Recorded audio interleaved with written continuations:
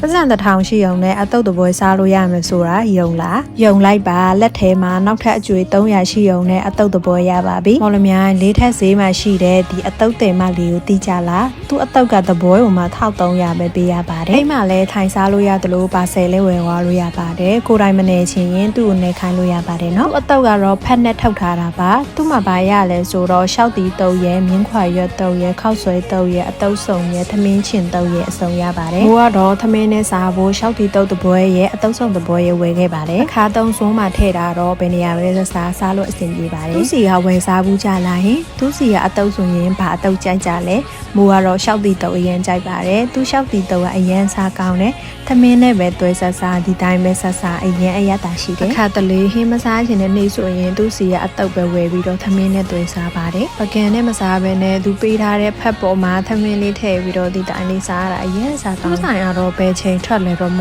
သိဘူးပေါ့နော်ဒါပေမဲ့2နာရီခွဲ3နာရီလောက်ဆိုရင်တော့ကုန်ပြီပေါ့နော်ရောင်းတဲ့နေရာလေးကတော့မော်လမြိုင်လေးထက်စီဓာတ်လေကားနားမှာရောင်းပါတယ်စားဖူးတဲ့လူတွေတစ်ခါလောက်စားကြည့်လိုက်နော်ကဲအားလုံးပဲဘိုင်ဘိုင်